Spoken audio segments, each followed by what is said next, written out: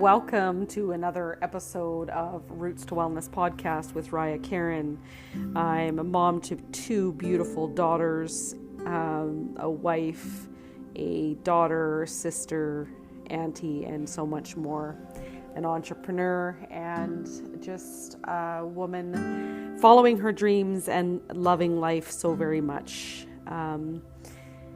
I'm also a recently published author, and I have been working on my private practice. I'm an intuitive ecotherapy coach and mentor and guide, and I practice holistic counseling and therapy in my work. So here I am. It's been a little bit of time. I actually can't believe how much time has gone by since I was here last and sharing this beautiful space with you. Life has kind of happened, and there's been a few things that have kind of gone down in my world, and I've just kind of taken a hiatus and done some really deep nurturing and healing and things that I have needed to do on my side of the world. So the biggest thing for me is some of the lessons that I wanted to share with you in this space today is how life goes. It just goes so quickly. Time is so fast. Moments go by quickly. Each day is a brand new day with a blank page that we get to fill full of things. Each person that comes into our lives is a blessing or a lesson, and each thing that happens to us or around us is also something to be super aware of, as it brings us into different places emotionally and spiritually. And there are so many things that we get to observe, learn, and go through in our lives. And I am reminded by a very beautiful, wise soul, my father, who passed away December 14th, and it really turned my world absolutely upside down and backwards. I just became a published author in a book called She Grieves, and he was here still when that became published and became, the boxes arrived to me, and so he got to share that part of my journey. That was a loss that I had 26 years ago, and I lost my best friend and my fiance to a drunk driver, a really horrific car accident. And my dad always encouraged me to, share my story, to write about it, to use that as another way to go through grief and to go through the loss. And so I did get to share that piece of that journey with him before he left this planet in the body form. And I'm so grateful that he taught me so many valuable lessons. And one of the biggest ones was, your life is your message. And he lived that to the absolute fullest possible potential. We joke he always, seemed like he was living 10 lifetimes in one. So much adventure and travel and knowledge and wisdom and experience that he had in his lifetime of almost 82 years. And it's so inspirational and so empowering for me to have witnessed almost 47 years of such an incredible soul in my life. And now I feel like he's kind of left me with this legacy, with this space to carry that on. So in time, of course, and I think that what is really interesting for me is that as I sit here and go through the grief and that loss of that physical person, I mean, the soul never dies, but that physical person that we're used to having in our lives, to have that conversation with, to have that phone call, to have that experience, to have nurture us, and is gone. You are just left with that energy and with that, the memories and all of those things. So it's definitely a transition It's something that's not easy to get used to. Grief sometimes is not talked about very often because sometimes people, I think, don't know how to deal with it. They don't know how to talk about it. Sometimes it's awkward. Sometimes you just don't know what to say. And sometimes you don't even need to say anything to anyone, just holding a space of love and compassion and understanding. Each person will go through grief very, very differently. It comes in ebbs and flows. It can be stormy and wavy and windy and all over the place, and then it can be beautiful and bright and sunny, and it can be so many things. And I think allowing ourselves the process to go through it and grow through it is huge. And the emotions that we have and the things that we go through are normal, and they're real, and they're okay. And when you realize that it is a very, very important process of life is to grieve and to allow that space, it really does change, and it morphs and grows into something you have no idea. You just would never imagine that it could be a certain way or would be a certain way. I think we have, expectations on how something should be and how you should get through something and how you should heal and what grief should look like and how long do you have to grieve and get over it and move on. And, I think it really doesn't happen that way. There's so many levels of grief and forms of grief, and it never truly goes away, but you do learn to live with it and to move along through life with different stages of it and different pieces of it. And there will be triggers and events and things that will come up that will bring you back to a certain time, to a place, to a memory. But allowing yourself, when those things come up and you hit that space and, you're emotional and things are happening, and it's, holding space for yourself and just patience and understanding, and knowing also too that very often, even though we feel really alone in the process, we're not. I mean, there's so many other people out there that have gone through all different types of grief, and there's your family members that you can reach out to. There are, your close friends, and sometimes it's not even to talk about the situation, it's just to have a cup of tea, have a good conversation, hold space for each other and be in the moment. One of the biggest things that for me that I've been really tapping into is something that I do in my work, which is ecotherapy, and spending time in nature and with my animals, becoming very, very present and aware of that exact moment that I'm in and the emotions I'm going through, the space I'm in, my senses. Whether I'm sitting amongst the trees, I'm walking on the trails in my snowshoes, I'm throwing sticks for my dogs, or we're running along a trail.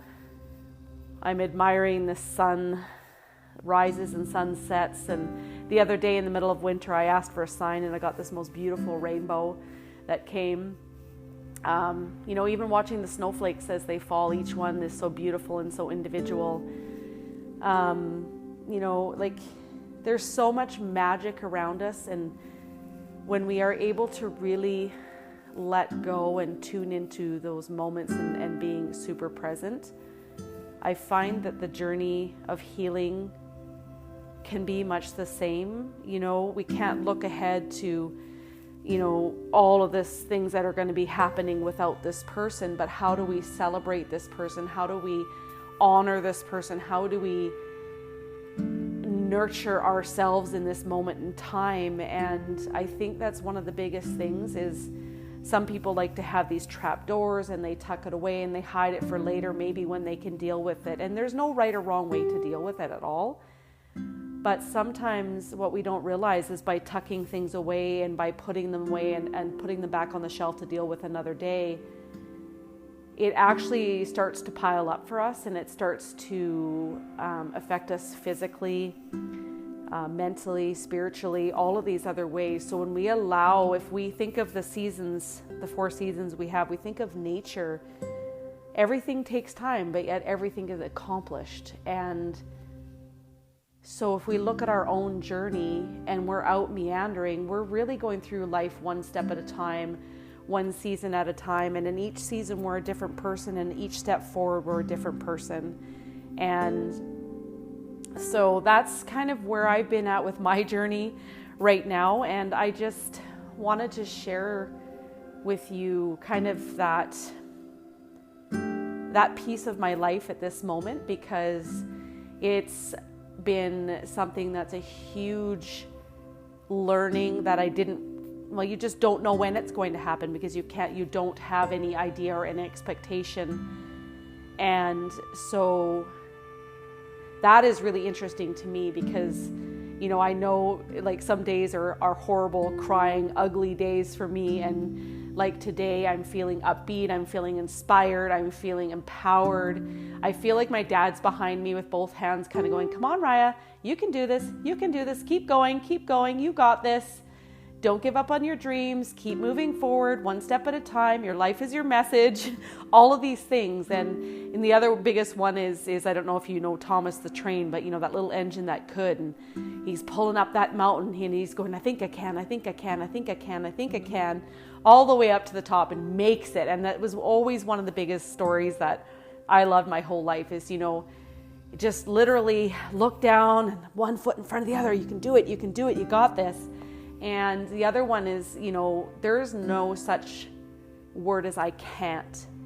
You can, you will, you just have to figure out your own unique way of trudging ahead and moving and navigating and figuring it out, and allowing the things that maybe no longer serve you, they aren't working. Listen to that intuition, trust those doors that open, and trust that little voice that is kind of coming from your gut, coming from within. And as you learn to do that and you learn to step forward, I never thought that I would be a published author, or I would get my university degree with having dyslexia and ADHD and all these things I was told I couldn't do. And now stepping out and podcasting, which I absolutely love, and stepping into my own private practice and doing these things that you dream of and you realize that you can do.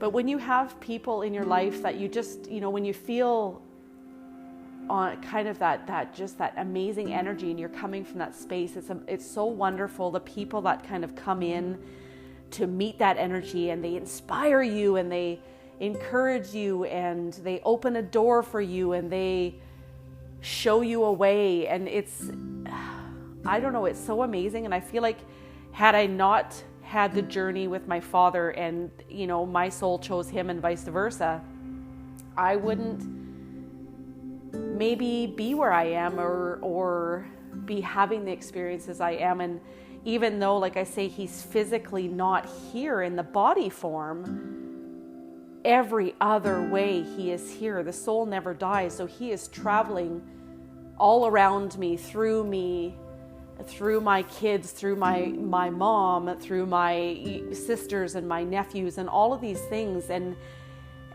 still giving those life lessons and those messages just a little differently. And I think with remembering that connection, that bond that is so strong in a really good, healthy relationship is one of the most important things to carry with you. And I know moving forward, I want to write more. I want to be in space with more people sharing their stories and their journeys and empowering them and encouraging them and helping them to heal and holistically. And really authentic to who they are too. You know, there's just not one specific way to heal. There's not one specific way to see the world. There's not one specific way to experience life. And I think for me, I'm really, really realizing that this is here at this time because it was supposed to be for me.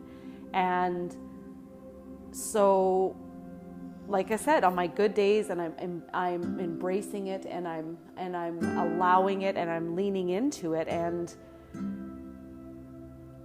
I am actually quite excited to share pieces of this journey because I know these are hard parts of life.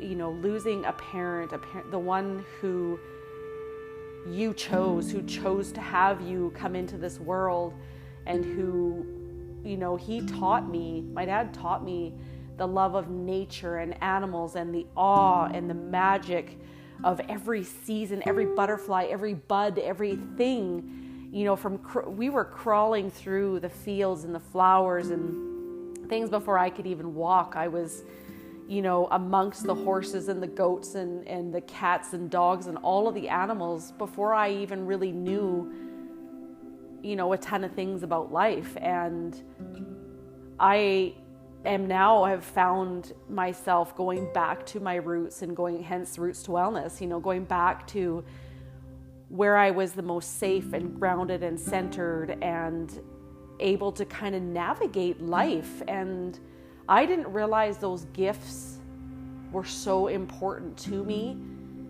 until I really realized that kind of the work that I wanted to do with people using animal-assisted therapy, you know, nature therapy, forest bathing, meditation, earthing, grounding, intuitive work, energy work, all of those things, taking your traditional therapies and counseling and talk therapy and putting it all together in this beautiful, big, holistic sphere, this holistic circle for people to do some healing and growth.